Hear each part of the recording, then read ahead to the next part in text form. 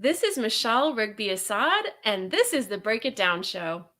Yeah, I love being able to bring my fellow collectors on. I say the word spy, Michelle, and it makes some of us upset. But here's how I look at this, and I want to get your thoughts. One, it's there is a marketing element to it. It's sexy to say that you're a spy. But two, I look at it from the point of view of the other side. You know, like we can say, "Oh, I'm just an intelligence gatherer. I'm a humenter," and we can say all these terms that makes our government feel better, like we're not forward deploying people into other people's countries, sovereign countries, even if we are occupying or in some way. But the reality is, if you and I were to go to Mosul, where I worked, and we were going to go out into the field and talk to people, guess what everybody else in that whole region thinks we are? That's why I say it. Is that fair? That's very fair, and it's funny that it actually makes us like twinge. Yeah. And I had someone asking me the other day, another event that I was speaking at, do you want to be called an agent, a spy, or something else? And I'm like, oh, intelligence officer. You know, it's I don't know why, but it's a thing for us. You're absolutely right. And yet, if you're there with the point of the knife next to your neck because it's all gone south, they would say, this is a spy. And everyone would be like, yep. Yes. Yep. Yeah. So it's a funny thing that, we struggle to get over. And I don't know. It's just a funny thing that we have this thing. Yeah. The other thing is because again, were you you weren't counterintelligence, right? You were like clandestine operations. Is that right? Yeah, so counterterrorism and then a counterintelligence specialization towards the end of my career. Gotcha. Okay. You know, counterintelligence is a part of everything, especially with bad guys. So, yeah, and we're going to get more on topic here in a minute, but I just want to relay some of this stuff to the audience because they have no idea what it's like in our community. So, counterintelligence is really just saying intelligence, and you're looking to either counter the counterintelligence, determine if there is intelligence. Maybe you're putting in bugs. Maybe you're sweeping for bugs to see if you've been bugged. It can be a lot of things. And so people... Great point. Yeah. Yeah. In my world, when I say that counterintelligence was a big part of counterterrorism, what I'm actually saying is I had to be sure that the people we were working with were not double agents, right, or fabricators. So that this is so good because I'm going to take this the next step, and this is where we get into Berlinery. And as a counterintelligence guy, I'm like, don't forget triple agent, which is not really someone you can trust, but they exist. And if you always want to try to make a triple agent, which is just a double agent that's been doubled again. So these things, it's everywhere. And yet, if you talk to someone who's in counterintelligence, we're a bunch of dicks. And so like there's this little counterintelligence group that I'm in Facebook, and I'll say, hey, I'm going to have some intelligence people on. Is anybody interested? You're going to give away all our secrets. I'm like, not really. I mean, this is stuff that's in movies and everything else. And then I love about that. I'm so glad you brought that up. Yes. Because people ask me all the time, aren't you spilling our government's most sensitive secrets? And I said, spying's been going on for thousands of years. And honestly, there are so few secrets in the world. We all use the same trade craft. We all know what it is. There's nothing that we're doing that the Chinese and the Russians and the North Koreans don't do the exact same thing. So no, we are not spilling secrets. The other thing that they do is you'll say, hey, I've got quite a bit of time outside the wire. They're like, that's not counterintelligence. And I'm like, it isn't? Oh, okay. Was I not paying attention for an enemy threat? Was I not trying to counter what was going on? I mean, like you said, it's part of everything, but we're such dicks to each other, That is hilarious. It's true. We're like not we. I don't think I fit in the category, but we tend to be a very grisly bunch of people. It's true. Grisly and hard on each other and hard on everybody else. It's weird. Yeah. I have to do this a little bit more just because it's funny and it makes me laugh that you get it. So one of the things that counterintelligence people and intelligence people in general will do is they're very suspicious. They're always double checking the door. Is this door locked? You just saw me lock it. You saw me lock it. You saw me test it. Yeah. But I have to do it. Okay, great. And so they're always hyper focused on security. Don't take my picture. Don't take my picture. I might be out in Cuba operating one day. Like, get over it. I mean, it's so bad. And so these people will do this. And then inevitably, the people that are like that are the people that never go into the field. And no knock on those guys because they do stuff that I wouldn't want to do. But they are so hyper vigilant. And yet it's like, I give out my first name. I'm trying to be as honest as I can because I'm trying to build trust. And they think I'm bananas for doing that. Yeah, it's funny. It's almost like the more hands-on in the field you were, the less of that personality you are, and the further away from it, the more secretive you tend to be. So, I mean, I'll run across people who are so secretive, like my family, like I'll meet someone, they'll say, "Oh, my cousin, I think is a super undercover secret squirrel agent." And then of course I start to tease out the information. Well, where were they? What were they doing? And it turns out they were TDY and they worked for the State Department at one point. Like, it's a very strange thing. Like, Right. not exactly. But the way that they would project it to everyone is so different than the way you and I might project ourselves. Yeah, it's weird. Yeah, I got called out on that the other day by a very a professional CI person, but who acts like a CI person. And so I put in this group, like, I would love to talk to someone about our internal electrical network, because it's always under attack from, we'll just say, the Chinese, but other people. Everybody's trying to get an advantage, and if you're with another country, like we get mad when other countries partner up, but we have a name for our country, our partner countries. I mean, it's no secret. It's called the Five Eyes. And we have so if anybody else dares to work with the Chinese, we get all up in arms and everything. Anyhow, I think it's fascinating to look at our electrical infrastructure, where we get our equipment from. And these are Department of Energy, just as you know this, but for the audience, Department of Energy has counterintelligence and intelligence assets, because they're trying to prevent horrible things from nuclear bombs, but they're also trying to protect our electrical infrastructure, among other things. So I said to him, I would like to do this. He looked at my my LinkedIn profile. He's like, "You say combat spy," and I'm like, "Well, I mean, it's true." That's what I did. And he's like, "That's what guys say who were trying to get laid in a port when we got off the ship in the Navy." And I'm like, "Yeah, but that probably is true. Guys would say that." But first off, and this is hilarious, no one ever believes me when I say this. They're like, "Come on, that's not true. You're lying." So it never would get me laid, because they wouldn't believe me. And two, it's still true. Like, what do you do if you're telling the truth and your truth is just unbelievable? Yeah, I mean, I hear myself speak sometimes and I think, wow, I wouldn't trust someone saying the things that I say. Like, I'm so suspicious of people, and partly because I've run across so many posers. Yeah. Yeah. Boy, if I had a dime for every person who said every guy were like, "I was special ops," or "I was CIA." I'm like, "Oh, really? Tell me about that." Yeah. And Yeah. a lot of times they're not. They're posers. So Yeah. Or they're special ops adjacent, where they're there, but they're running the network and never leaving the tent, kind of thing. And God bless those guys. That is not an easy job, to be away from your family, and everybody else around you is doing cool stuff, and you're Joey, the guy that runs the network. yeah, You are absolutely essential. You need a TS clearance to do it, but that's where it stops. yeah. It's funny. Yeah. So the reason why I wanted to bring you on again, you've been on, this is your third time. The first time we kind of just did a survey of you, and John and I asked you a bunch of questions, all the standard stuff. And then the next time was really cool. We had Scott Husing on, who commanded Marines on the ground in Ramadi. And we got to connect those things and have that conversation between the CIA operative, spy lady, and then the commander who's on the ground. And you guys, in theory, in practice, you don't actually know each other, but you know each other exists.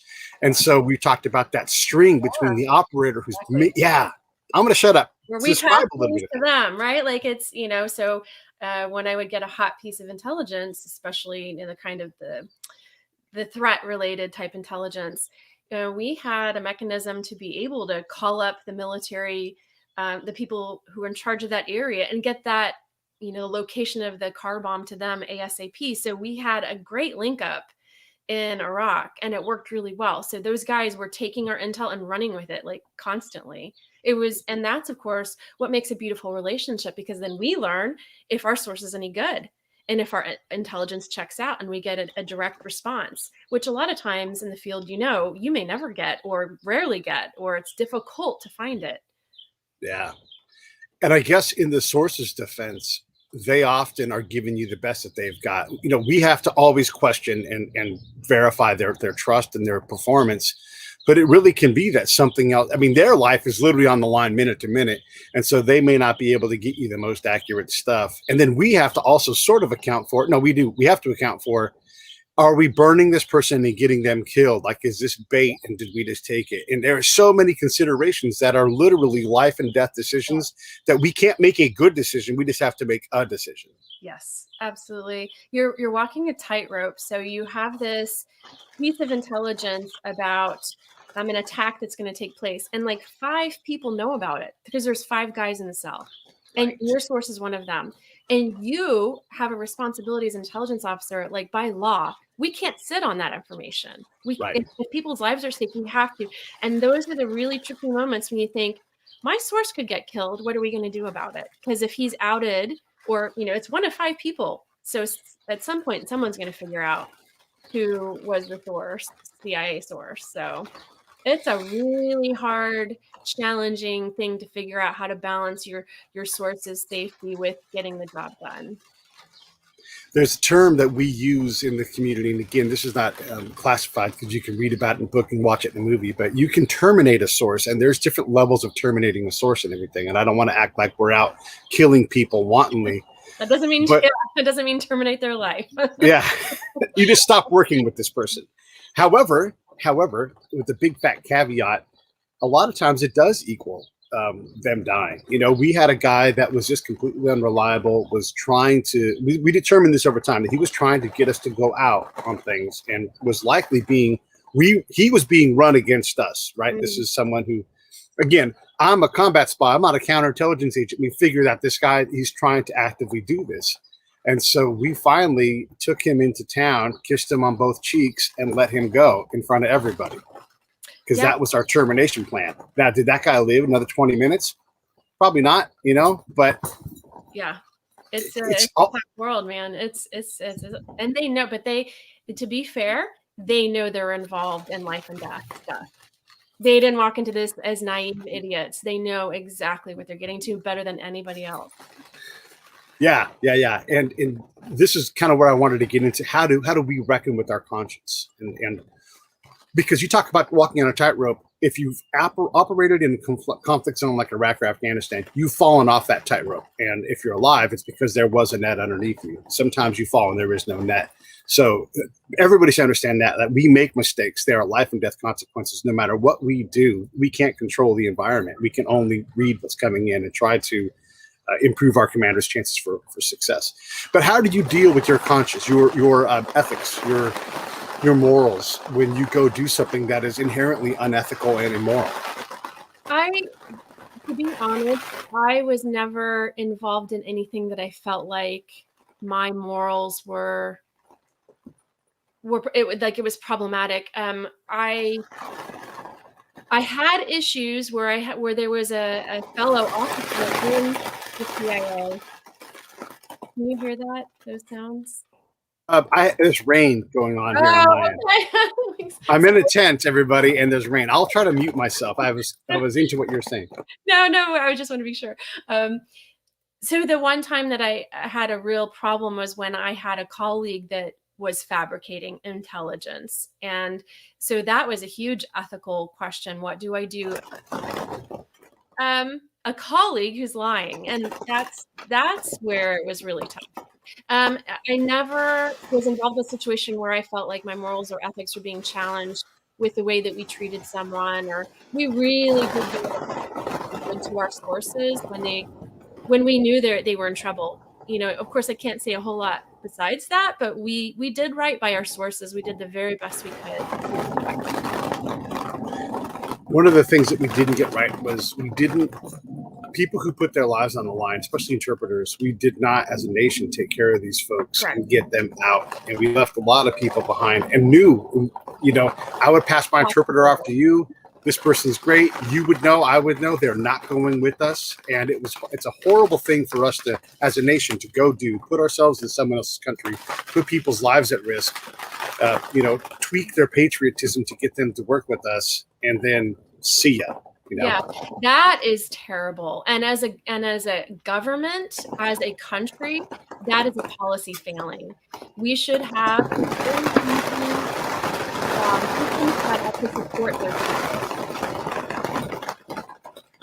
I'm shutting my tent. It's windy and cold. Let me ask you a question so you can fill 2 minutes for me here.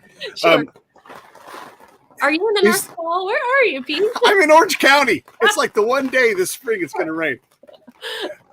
So is that fixable? What is of course, Secretary Assad do, or Rigby Assad do when she has the chance? Essentially what you do is you have to develop a policy in the National Security Council, and our immigration officers, military, intelligence, you have to work together. But this has to come from the top. This is a leadership decision. This is like the president of the country and his National Security Council deciding we are going to do right by these interpreters who's putting their lives and the lives of their families on the line to help us. But that is a policy decision, and that is doable. And then set up a system that's not so bureaucratic it doesn't work, because there is a system right now and it's so broken and it never works. It doesn't work. No.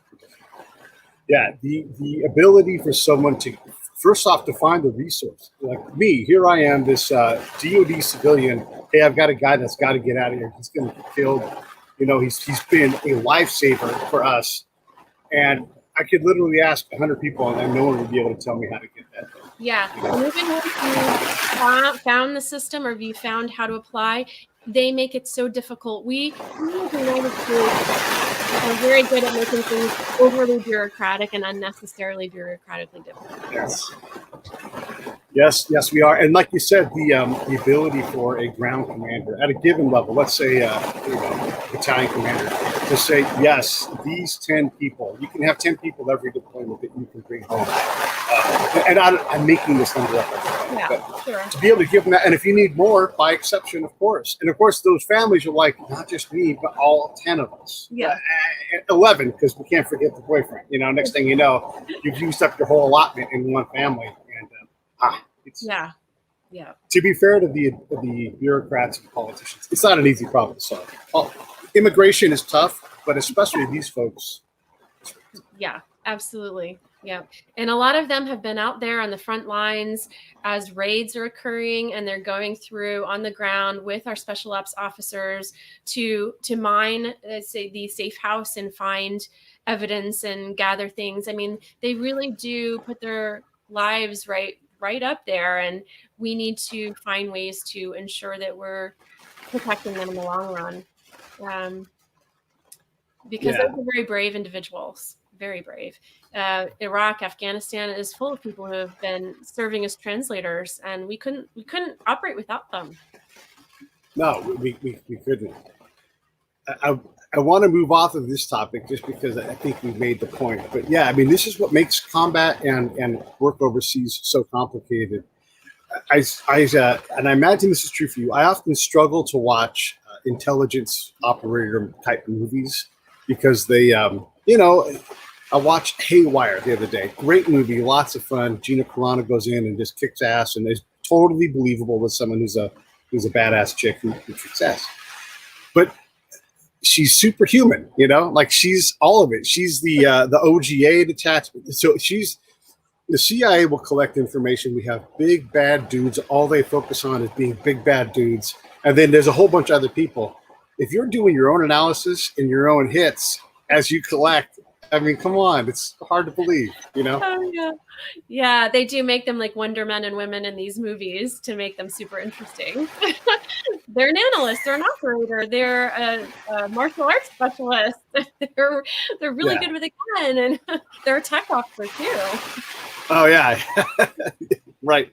So these things make it a little bit hard because ultimately, if you and I are doing our job right, our job is exceptionally dangerous. And as I've gotten older and reflected on what I was doing, I can't speak for you. I'm shocked at how much danger I was in all the time. Where literally there's no amount of force that I could reliably day in day out rely on to keep me safe.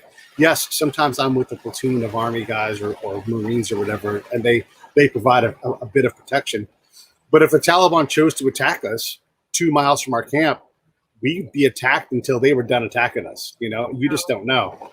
And then thankfully I was not as much in the field as you were in that way. And I'm so grateful to those of you who were, because that's crazy. It's crazy.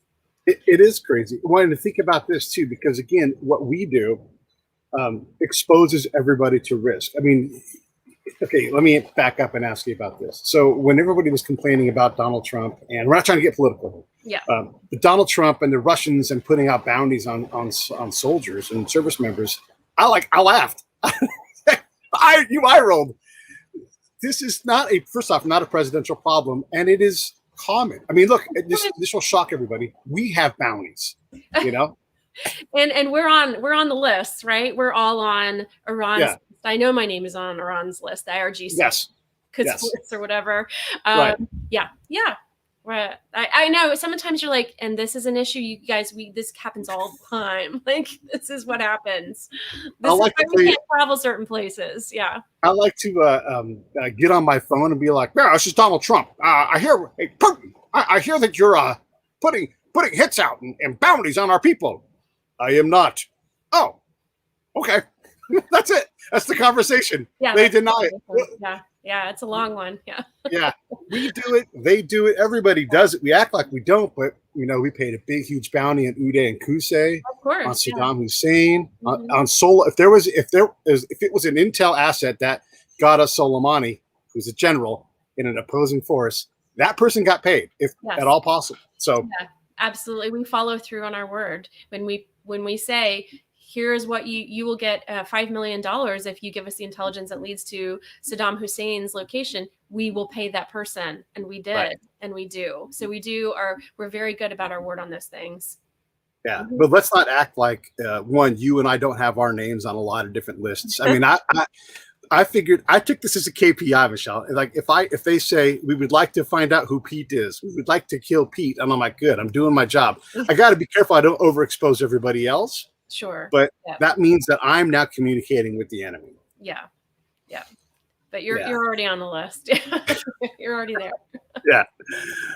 Okay. So what I wanted to ask you now, just everybody says, like, how do we do this? Like, how do you do it? You don't look Arab. Now you speak. We talked about this before. You speak Arabic, but you speak the Queen's Arabic. You don't speak down home countries south, Iraqi Arabic. I mean, maybe you do now, but no. So yes, maybe you speak the language, maybe you can wear a hijab or something, but how do we blend in? How do we do our job day to day when you're new to theater and you're trying to meet people and blend in?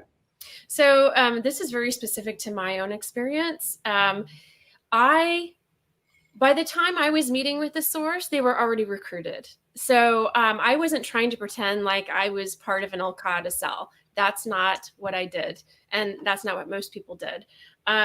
However, the challenge came in the fact that I was out and about living in society. And here's the thing that people don't realize. When you are a Westerner living in these crazy places, it is assumed you are a spy until proven otherwise. We started there. Yeah. So this is, yes, and this is what you have to live with. And this is what you have to go through day to day. You go grocery shopping and everyone looks at you like you're a spy. So it is a very dangerous job just living in these places. So I felt like sometimes it was more dangerous being out and about than it was when I was actually meeting with a source. So it's kind of weird. So that might correct some myths about how I did my job, but yours was different. So. Yeah, but I mean, our jobs. My Arabic was never good enough to debrief a source or have a full conversation. And this, people understand, like, every word matters in intelligence. Okay. And then if you don't have a native command of that language, you're going to go wrong. You're going to interpret something improperly. And that's why you need an interpreter. So my Arabic was so useful because Arabs are so gracious. Any attempt at the language, they're like, oh, thank you for trying. So you could establish a good relationship with someone because they're like, you care, you've studied, you've been to the region. So for me, that was useful in building relationships, but in an op, that wasn't enough for me.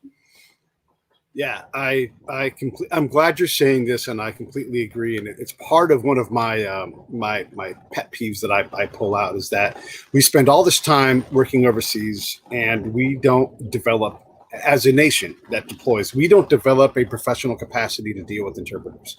We're desperate to teach people a language that they're, great, you can speak Arabic in this little part of the world, but what if you don't go there next time? What if you go to Afghanistan where, they don't say Ramadan, they say Ramazan with the Z sound in it, and you're like, that doesn't follow. I thought we didn't change Arabic like that, but we do.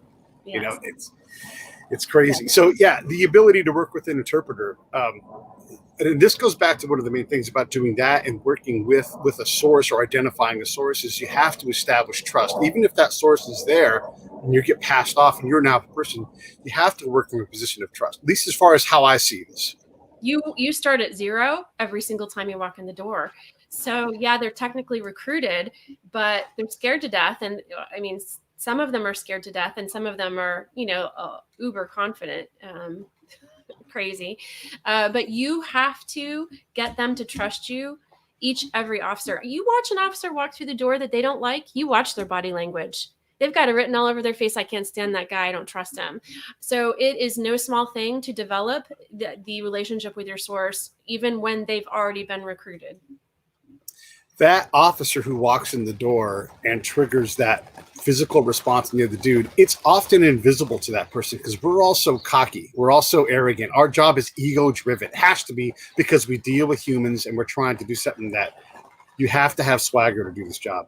What do you do with that other agent, that collector who comes in and you're like, hey, by the way, you may want to, I don't know, how do you do it? How do you get them to see that maybe that they're not doing it right? That's tough. I couldn't. I never did. And I knew that I would alienate my colleagues. And so I just did the job, the best job I could. And so what would happen was I would do my job. I would leave the meeting and then that source would keep asking for me. Where is whatever my name was, where is Layla? Right. They prefer to deal with you and they keep asking the other person, hey, we really want to deal with you. But what, you do the best you can. I can't worry about anybody else. I could tell when somebody thought they were a moron, but what am I doing? Yeah. The other thing you can't do is if you and I are in a meeting and it's my meeting and you're there providing whatever support you're there, whether you're taking, and this is not mean to be diminishing what Michele would do in this role. We all do this for each other. Maybe you're taking notes. Maybe you're reading the room. Maybe you're providing security. Go ahead. No, you are the source handling officer. It's your source. So I'm coming in behind you. Therefore, I can't criticize you. That's not okay, right? Yeah. And so basically, if we're in that support role, which we all do, and even if you were the agent handler on this one, you may not be the next one. And if you're fishing, if you're trying to meet people, it'd be my day, Michele's day, my day, Michele's day, because we're both learning so much about the environment. Yeah. You don't mind having to not be the agent every day. But the other thing is you have to shut up. And that's a lesson that's hard for us agents to do, is to shut up and let it be Michele's day. Yeah. Yes. It's hard for a lot of people to listen. And listening is a very important skill in intelligence. Yeah, it is. Boy, yeah. This is one of the things that makes a good host on a podcast is that I, for the most part, not today apparently, but most part, I try to shut up. You're a great listener. But, in an operational meeting, there's so much going on. And so if you can have two set of eyes watching a source, not only are you trying to remember and take down notes about the intelligence or the operational details, you're trying to watch body language. You're trying to formulate your next question. You're trying to look for red flags or counterintelligence issues. You're doing 100 different things in that source meeting. And if you've got more than one set of skilled eyes, that's all the better. You're also probably smoking cigarettes, drinking tea, maybe drinking whiskey, doing a lot of things. And I don't mean to minimize and say like you're out there partying, but if it's a partying kind of meeting, you're partying and you're trying to still do all these things on a minimal of sleep. And then, at least in my case, sometimes very questionable food, and then also maybe eating their questionable food. And trying not to get sick, right? Our little weak immune systems. Yeah. Yeah. They're like, what? This is good. You're like, it's medium rare pork, man. But okay, let's go. Let's do it. These are things, though, like when you think about, again, all of the different things we have to keep track of in our head, it is great to have a second set of eyes. Are you open to someone who's supporting you? Are you open to them sliding you out or doing anything? Or do you want to just focus? Oh, yeah, no, that's, and sometimes we even try to take breaks so that you have a moment to whisper in each other's ear or mention something, because these meetings can be very intense, extremely intense. And so, I always welcome that for sure, because I can't get everything and I never pretend like I'm the best there ever lived. you know? And so the other person's assessment, hey, how did you assess his response? What do you think he was really trying to say? Do you think he was being honest? What did you think of his body language? All of that is so useful to compare notes. And when I was when you're in training, you do those kinds of things. You help each other out and you learn so much more. Iron sharpens iron. Yeah. Yeah. And then if the instructor's doing their job, they're pushing you harder than you'll probably be pushed in the field so that you're able to withstand that test when you're actually doing it. That is absolutely correct. That's their job as an instructor. Push you to your limit, stress you out, and then hopefully you'll never have to encounter that again, that kind of challenge. When I was instructing source operations, one of the things I would do, and I had to learn this from my peers by doing the instruction. This is like one of those cases when you learn so much by being the instructor, was to get them out of the doctrine. You know, and so like, okay, this is for the audience. When you do a surveillance detection route, and this is nothing classified, the route itself will be classified, but since we're not talking about any kind of operation, none of this is classified. So you take your source and you say, hey, walk this pattern for me, and that way I can make sure that they're not being followed so that neither of us is compromised in the meeting. This is in movies. So if you do that, it has to make sense. So we're doing a meet, and this is all make-believe land, but we're actually in Tombstone doing a source meeting. I'm the Chamber of Commerce rep from Tombstone. And Tombstone, if you guys don't know, does not have a lot of streets. And so to do an SDR there, Michelle, it's, you know, not easy. Yeah. But God bless my places. Right? Like there's 7 buildings here. How am I going to do an SDR? You know? The school solution just flew right out the door. But it doesn't, right? Because, I mean, yes, it does. But that agent, it's like, hey, I'm going to need you to walk around behind the back of the bank and go around like 3/4 of the way around the block instead of straight to me. And I said, okay, yeah, I'll do that. And then while I'm playing the role, I'm trying to not think about anything other than the role. And I literally not only didn't do his SDR, I just turned and I went catty corner across the street right to him. And I saw him and I waved at him, hey. And then I was like, because that's what you really do when you're in the moment, you know. That happens in the field all the time. Your source does a thing you totally told him not to do. Hey, how's it going? And you're like, oh, no. I put the mark on the telephone pole like you told me to. Yes. Oh, gosh. There we go. Yeah, because they want to be helpful. By the way, that's still not classified. That's just it's no. I got all that kind of thing cleared in my book as well. And you know, there were places where, you know, you're doing your SDRs and I can't get out of my car because I'm a female and it's a particular part of town. And if I do, I might get kidnapped. Right. Can't do it. You know, you have to decide on the fly what's the best thing I can do right now. And you have to go with it with confidence. So that's why you have to be a quick thinker. That's why they're looking for, when they're hiring people, they're looking for people who can think on their feet, who are not going to crumble at the first challenge, who are going to be able to, I mean, there's stress. I mean, the adrenaline is just flooding your body, but can you still think in that moment? Yeah. And you're tired and everything else, you know, the day before you saw a bunch of pictures of dead babies. I mean, whatever it's going to be, there's so many factors that you've got to be able to just, like when people ask me, like, how do you deal with the danger? I'm like, I've already dealt with it. The moment I put my foot outside of the camp, there's no more time for fear. It's time for work. Focus. You know? Yeah. Okay. Yeah. How do you do that? Do you have like I know for me, like the moment my left foot lands outside of the camp, I purposely reset my brain, you know, and maybe it's already happened because I'm already ready, but I always like, this is the spot here where like, now I've got to be an absolute pro. What I think is cool about that is it shows it's an intentional act. And I really believe that to be the case. Because a lot of people say, Michelle, how come you don't freak out easily in chaotic environments? I'm like, well, because I have trained myself and have been trained to focus the chaos out. Focus is your key. So that says, I'm going to do everything I can to prepare for this operation ahead of time, which means I'm going to say, what if this happens? What if that happens? You're going to go through the 100 what ifs. When you get to that moment, that stops. And like you said, probably before that moment, if you get to the point where you're freaking out about what ifs in the operation, you know, when people say they can't take tests because they just shut down, that's what they're doing. Yeah. They don't know how to focus. So you just say, look, I practiced for this. I trained for this. I prepared for this. Now focus on doing that thing that's right in front of you. I have to do A, B, and C. And that's what I'm going to do in this moment. Come hell or high water.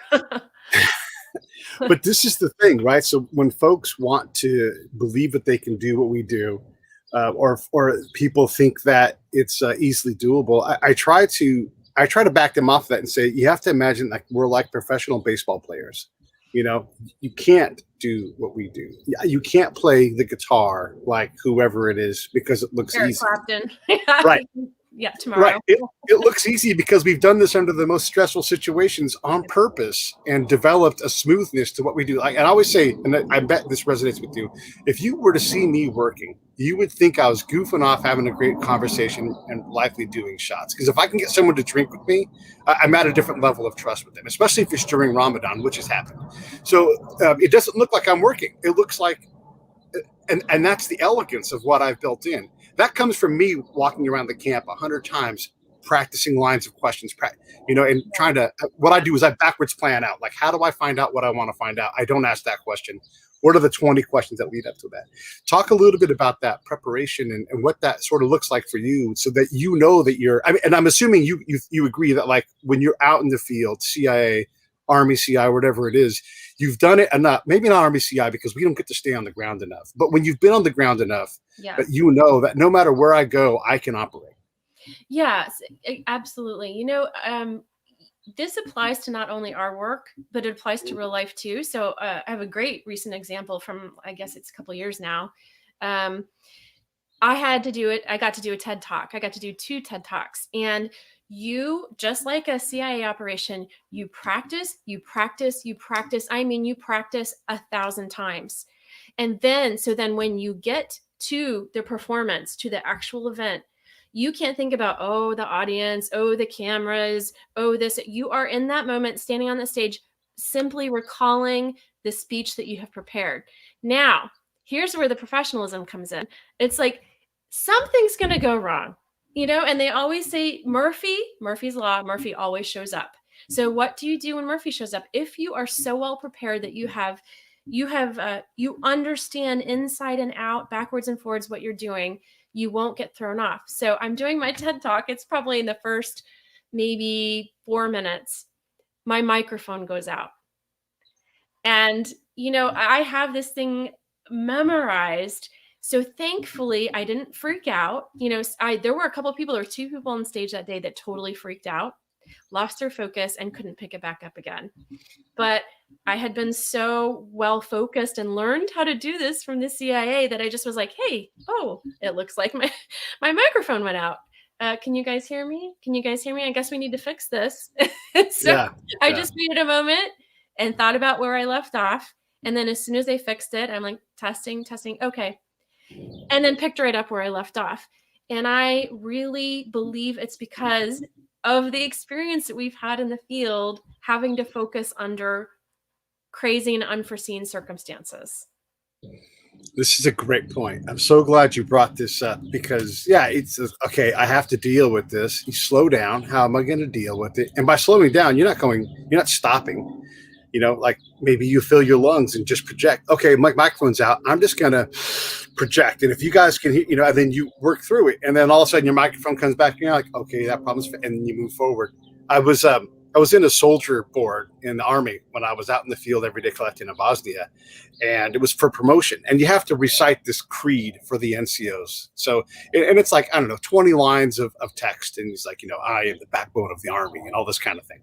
And when I did it, my mind blanked out. I know this thing inside and out. I've practiced it. Not only that, I performed it. I didn't just read it like a monotone person. I'm like, I am the backbone of the Army, and so it was really good, but I left the line out and I got stuck, and then I was able to regain it. And then I went through, and then at the end, so I'd left the line out, but I gotten the rest of it right. And at the end of the thing, they're like, is there anything else you'd like to add? It's a common question they always ask. And I'm like, yeah, I missed this line in the NCO creed. Boom. And I gave it, and then saluted, walked out and everything else. And then my boss came to me and he's like, holy shit. When you did that, it was over. It was over. Like there's no one that they all knew it, but you only knew it under pressure. It left you and it came back. And that I attribute for sure to my ability to go out into the field and be calm and see those truths that are right in front of me under extreme duress of being in a dangerous place. Yes. And in fact, I realized when I break down that moment, I still didn't allow my mind to wander off task, because when something comes in from left field and the microphone doesn't work, then you start thinking about the audience and where's your friend, or where's your spouse, or what. You start taking in a lot of data that you don't need, and that data can confuse your mind and confuse your brain. So it's really important in those moments not to let everything else flood in, because that's where your brain gets stuck. And so what? You miss a line, but you kept going. And that's the most important part. Like, you recovered. Yeah, exactly. One of the things too that I do is I take my fingers, and if I hear something, I cross them. And if I hear another thing, I cross them while I wait for my turn to talk. And then I focus on those two fingers, my index and my pinky. And I have a word associated with each one. It's just a Oh, dumb little trick, right? But I'm like, doing, okay, now let me ask you this question. Let me, because these are things that I always say I'm listening for something, not like I'm listening to you. I'm hearing everything you're saying, but I'm listening for that thing that I want to ask about so that I can get into my question stream. Does that make sense? I love it. That's what makes a good interviewer. Yes, whether you're on a camera or in a Baghdad cafe or whatever. Yeah, exactly. I want to get back into source development because, okay, so when you are talking to someone, you have the ability to look around and see people. I mean, I got to go out and part of what the Army does for all of the agencies is we bird dog. We don't do it intentionally, but we're out looking for the best people, and then you guys can come in and say, "Hey, thanks for that source," and you take them, and that's awesome. Like, we get upset about it, but the reality is that we found someone good, and we want to repeat that action because you guys have more resources and everything else than we have, and maybe I'm going to be gone in 6 weeks. You guys are going to be there for 6 years, so this is a difference. But how do you identify a source, like, and I don't mean someone who's going to be good at giving information because you don't know yet, but how do you identify someone that you want to talk to or build on? What are your how do you do all of it? I don't know where I'm allowed to talk about that. Okay, okay, I mean, you might be able to, but I haven't. I don't think I haven't gotten any of that cleared. okay. Well, then let me see if I can back us out of anything classified. Personally, like, when you go to talk to someone who, and I'm not talking in a combat situation, just in general, someone who you think might be a good advocate for what Michele does, how do you determine someone who's worth your time? I mean, your time is money. You get paid to Yeah. speak and all these things. You meet a lot of people. Yeah. How do you assess that? How do you at the convention, you get 100 cards, but how do you determine who you're going to follow? Yes, great question. So you're always vetting. Vetting is such a huge part of what we do. And so the first thing is to figure out if someone's legit. And thankfully, these days, there's so much information on the internet. Um, Seeing if someone is who they say they are and they've got a paper trail behind it, that obviously gives me confidence. And then I can very easily figure out whether it looks like it's worth my time or effort. But yeah. What does it look like in real time when you're talking to someone? You're like, hey, let's grab a drink after this thing and let's sit down and talk and, get to know each other. I'm making this sound like a date, but it's not a date. It's a professional thing. But I mean, how does that look like when you're assessing someone? And again, not in a classified setting, like at a convention or after speaking, and someone says, hey, let's go. And you're like, yeah, I'd love to go grab a drink. How do you deal with that person face to face? Do you have triggers? Do you have red flags or things that you're looking for? Oh, sure. So I think that as an intelligence professional or former intelligence professional, you start seeing behavioral profiles. So I have enough experience dealing with um, bad guys and people who are not legit that I kind of know what those profiles look like. Okay, they tend to be fast talkers. They tend to Mm-hmm. be what I call a slippery snake. You Mm-hmm. can't put them down on anything. Or what another one I call a smash mouth, where they have a lot of big words. They throw a lot of buzzwords out there. They've got a lot of personal connections and they name droppers. When I see that, I shut down immediately, because in my mind I'm thinking you are likely a truth bender, which is a term I've just put together: liar, fabricator, cheater, whatever. Right. I don't Yeah. want any part of that. So I can spot those guys a mile away and I avoid them at all costs. So when you find someone, I mean, like you've given me your time 3 different times now. What makes me, and just to give it, not this is not about Pete and everything else, but just Yeah. what makes you say, yeah, Pete's not a truth bender? What? Because I make these outlandish claims. I've been to combat 1,000 times. I've talked to all these people. I've had shots during Ramadan. This is nonsense, but there's a credibility to it. What does that look like? So that is so interesting to me. What does truth look like? What does it sound like? Someone who's legit, what do they look and sound like? So what you look for is humility, because the most accomplished people don't have to wear their accomplishments on their shoulder, right? When you speak to them, they say things that have depth to them. All right. They're not a fast talker just throwing out a lot of big words. There's depth. I talk about this word called texture. Okay. It's someone who, when they speak, they give you enough detail that provides texture to their claims or what they're saying. And so for when I met you, I could tell there was depth, there was texture. You weren't trying too hard, because when I see the opposite, I'm like, ding, ding, ding, ding, ding, red flag. Yeah. That's good. One of the things that, and I forget the exact context, but when we were texting one of the times, I think I noted to you that I put all last names in all caps in my phone, and I'm like, look at me, and you don't realize you're even doing it. And the reason why I say this, just for the audience, when we write reports and everything, we often use this thing as it's a way of making the last name stand out. Very common across the intelligence community to all caps for the last name. Yeah. And it's just those little things, those little contextualized moments, you probably can tell that if someone says that they were a CIA undercover person and then they refer to Langley. Yeah. Nobody refers to it as Langley. Right. That's a dead giveaway that they're a total poser. And I've had those guys talk to me and they don't know I'm former CIA, and they're telling me that. And I was like, oh, dude, you're digging a hole, man. You are digging it. Yeah. I have very similar things where you just hear the wrong words, or someone could be legitimate, but I lose respect for them. So one of the things that I don't care for is when they say, what rank were you? Or what schools did you go to? Because the school I went to was being fucking deployed, Well, you didn't run sources. You didn't go to Motsi. And I'm like, yeah, but I did go to Iraq and I did go to Afghanistan. So, it's cute. If you have emotional intelligence that you learn on the fly and on the street. And if you don't have EI, then you'll never learn it. But yeah. Whenever I hear about EI, I always want to bring up CI or CQ, cultural intelligence, right? And that ability to have cultural acuity, to know, look, like a lot about the Middle East, but you also know that if you go to, I don't know, Raqqa, we'll say, and I'm assuming you've never been there, you would have to readjust what you did in other places in the Middle East, because Raqqa is not Cairo, which is not, any name a city. I mean, Rabat. Absolutely. So different. Yeah.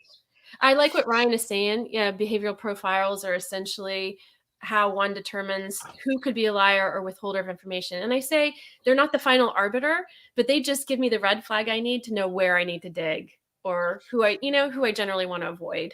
I don't have time to deep dive on every single person. So the behavioral profiling helps me pay attention when I need to.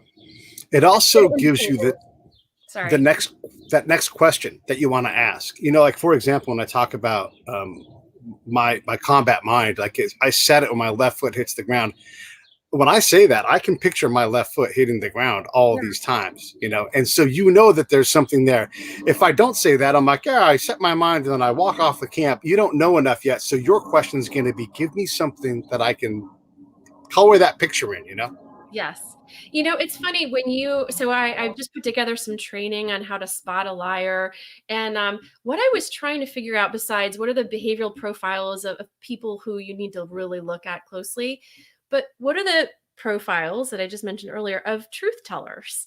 And so I went on YouTube and I looked at hundreds of videos to find people that we know legitimately were telling the truth about a claim. And I'm like, listen to how they tell their story. When they speak, they not only tell you what happened, they tell you what they felt as it was occurring. And that's what I mean when I say texture. Now, when you're a liar, you are fabricating information, and you have to remember your lies. So most fabricators tend to keep their stories to an absolute minimum because they're not pulling from brain cells back here. They're Hmm. creating new. So it's hard to remember. That's why they don't tend to have texture when they're telling a story. It tends to be buzzwords, big words, fast talking, and move on. Are embellishers worse and harder to detect?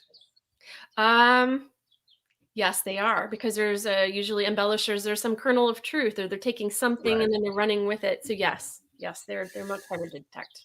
Yeah. But still oftentimes detectable, just because like they always embellish, probably to the same level. They probably have their things like, I know I can get away with this. They're not going to go for like, I won the Medal of Honor. They'll say the Navy Cross or whatever it is, and you're like, yeah, maybe, Yeah, right. There's and it takes a little bit more time for you to Mm, like see a pattern with them and then figure out how to confirm or refute what they're saying. Full on fabricators, liars are easier to spot because there's literally nothing there. And they're not particularly intelligent individuals. mm, Smart liars are the ones that do have a grain of truth to them. yeah, So when you think of like a really well-known fabricator, Bernie Madoff, yeah, um, he was a king of Wall Street. I mean, there was a grain of truth in the sense like this guy didn't just come out of nowhere and claim to have this amazing financial product for everybody.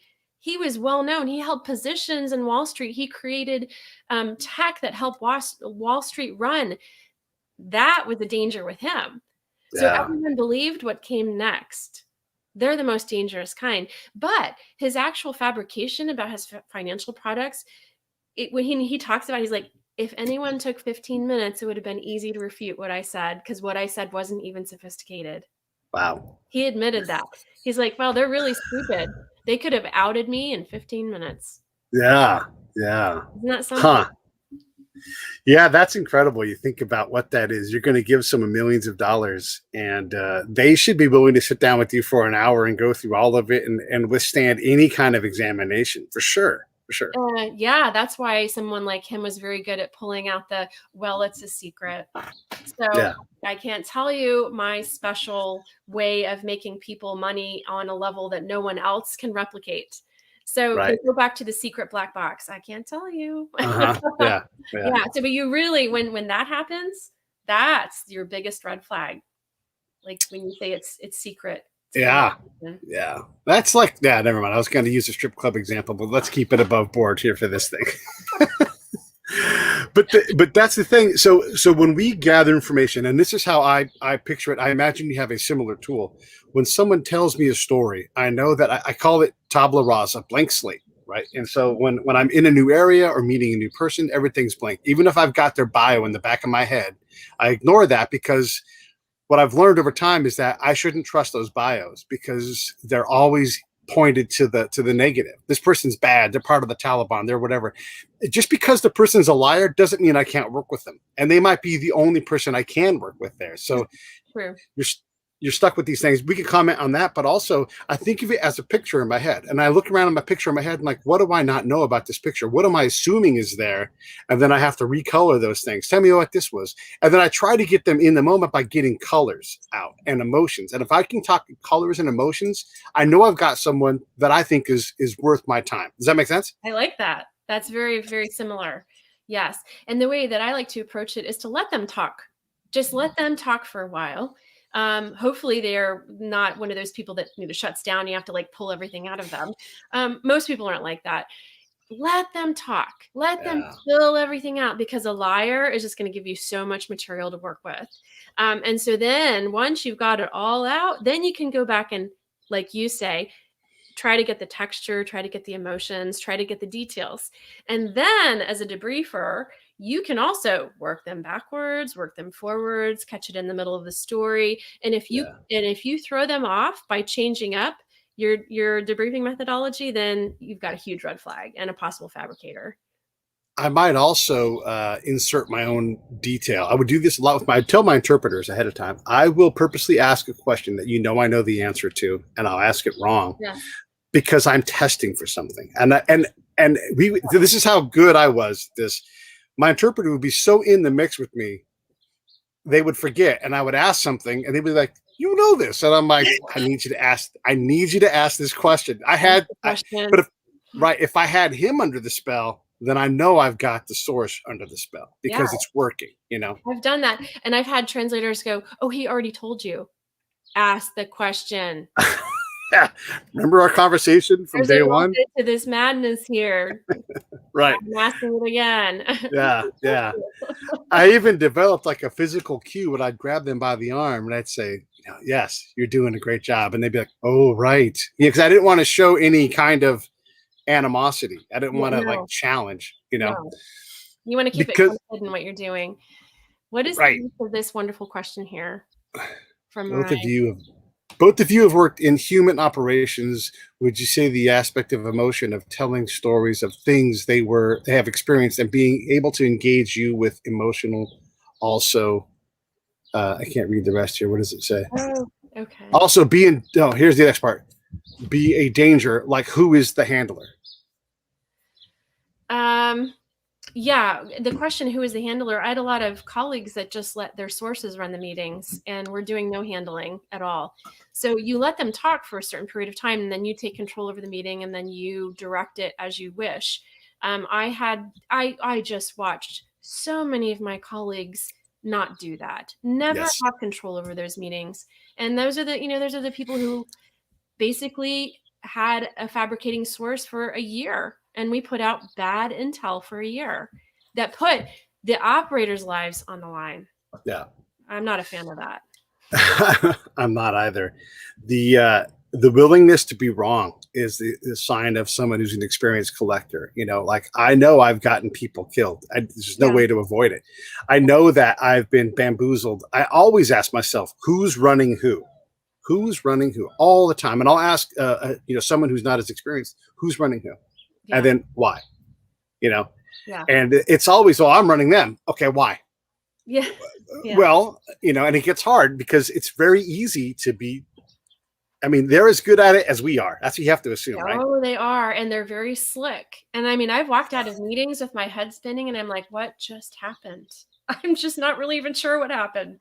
Yeah. And it takes you some time to process all the data that you've just taken in. You realize he was always in control of that meeting. Okay, so what does that tell me? So what does that Ah, actually mean? How do I assess that? this is so good. I love this. This is great. We had someone who was a very inexperienced collector, probably shouldn't have been in the field, but she was on our team and she wrote a report. And her job was simple. We were trying to keep it simple. She went and she talked to the females in this village for a while. And I'm like, who ran this meeting? Because I'm reading your report and I see all the questions you didn't ask and all the things that you didn't do. And when I say control, Michele knows this too. I'm not trying to control the meeting, but I am trying to be in charge of it. If you want to go here, we're going to go there until I don't want to go that direction anymore. Then we're going to go, but you'll never know I'm in control of this meeting because it'll be, if I'm doing my job, it's imperceptible. The person feels like they're just having a conversation. Yeah, yeah. But you do have to say, now, this is the important piece. Let's get back to this. I really need you to tell me more details about XYZ. They're not the intelligence professional. They don't know all the time what's the most important thing you need. They don't know where you're so you have to be asking those hard questions and digging in the right places. Do you ask yourself who's running who? I mean, because like you, I've lost meetings, been like, oh, it's literally either I'm putting them under a spell or they're putting me under a spell. And then there's a third variety where we're both wrestling and we kind of recognize we're both wrestling and it's too hard. And then so I just stop worrying about it and I don't give anything up. But this is not an opportunity for me to engage with this person in a way that makes sense. So, I've had so many meetings where I initially bought what they were selling. And that's why I was willing to marinate in the struggle and hang with it long enough before I wrote that assessment so that I could really understand what happened in the meeting. And so many times I'd be like, there were so many red flags because the following things were manipulated in the meeting, or he did A, B, and C, which leads me to theorize that. So just because you've been plowed under in a meeting that's not the end of it. No, it's not. That is not the end. I probably hung with this one case for weeks before I finally figured out, and it took me a long time. I mean, maybe it would have taken other people a short period of time. It took me weeks to figure out he was a double agent. And I was like, oh, the day that I was like, oh, I think I know what happened now. It wasn't quick. It wasn't easy. That's why I tell people, if you are willing to sit in the discomfort, if you are willing to hang with it, if you are willing to keep going over it and over it in your head, if you're willing to interrogate it and question it, you can learn some really fast. Those are your best breakthroughs. Don't give up too easily and too I quickly. call that miscomfort, because it's not uncomfortable. You just don't know that comfort, and so you have to learn to withstand it and be in that moment. Like, if it takes you 5 weeks to establish trust with this person, and the entire time it's uncomfortable, but then you get there, that was the path. There was that is as comfortable as that path gets, and then you get to that trust, though, and everything changes. And I think it's important, like, as an intelligence officer, to never say, like, I've got this all figured out. You can say, my assessment as of today is the following, bearing in mind, I am uncertain about the following issues. This question wasn't answered. So based on what I do have, this is what I think. So it's very important to be very clear about what you know, what you don't know, what's still in question, what your theory is, what needs to be tested. Yeah. I also would tell my commander, like battalion commander and above, like, if you see stuff from me and you feel like you want to twist my dial and help adjust my fine focus, you should, because I can't tell. Like, I am in this pin, like a stick pin thin silo, and you've got this enormous view. If you need to over a little bit, I'm going to appreciate that, because I don't have enough feedback from higher to know how to do. Am I doing a good job, bad job? I don't know. Just continue. And the more they can dial you in, or leave you alone and say, what you're giving me is exactly what I need, I don't want to guide you any more than that, that's invaluable.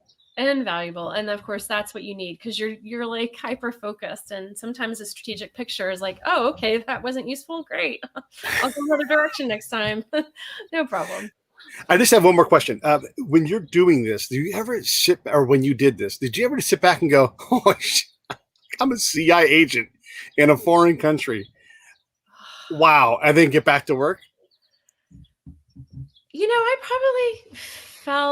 I probably felt that a lot in my CIA career. I would ask the question, what the heck am I doing, and how did I get here? I never imagined this for my life. What the heck am I doing in a war zone? Or, fill in the blank name of country, which I never really imagined. Yeah. Right. What? Yeah. Oh yeah, my head spun a lot, for sure. It's a head spinnable kind of thing. I know I've beat you up for about an hour on questions. Do you have anything for me you want to ask at all? No, I mean, it's just so fun to talk to someone who has been through so much of what you have and can understand how rich it is to interact with another human being on that level, and how challenging it is. There's a lot of people who want to sell you information. It is very difficult to figure out what's good. And so I have the utmost respect for the people who do that, continue to do it. It's not an easy job, and you're always learning. Always learning. Well, listen, I appreciate you coming on. These are always so much fun. And like you, I love talking to fellow people that have done this, because it is a remarkable thing to be able to go out into a dangerous space like this and then come out with information that's truly unique. I mean, I can go out to patrol of 40 people all asking questions, and I'll come back with something that's completely different, because you learn how to do it at a level that they can't do. Like, they've got a lot of information, but I've got the best over and over again. And it's neat to be able to take someone else and go down this conversation, because we all have developed independently these tools. Because a lot of this stuff, it turns out, Michele, it's not in the book. It's just not. No, I had to figure it out the hard way. And Ryan is right. It's a constant analysis of the source, the scenario, and the space. It is very hard to handle, but very rewarding. That's 100%. Great comment. Everybody stand by for a second. Hey, thanks for watching the show. I really appreciate it. Right here, you can subscribe. Please do that. It makes the show grow. Hit that notification bell so you know which incredible guest is coming up next. Down below is the PayPal link. You can put a small subscription in. That is an enormous help. All that money goes right back into the show. And then right up over here are the next episodes you should listen to, curated by yours truly. Thank you so much for watching.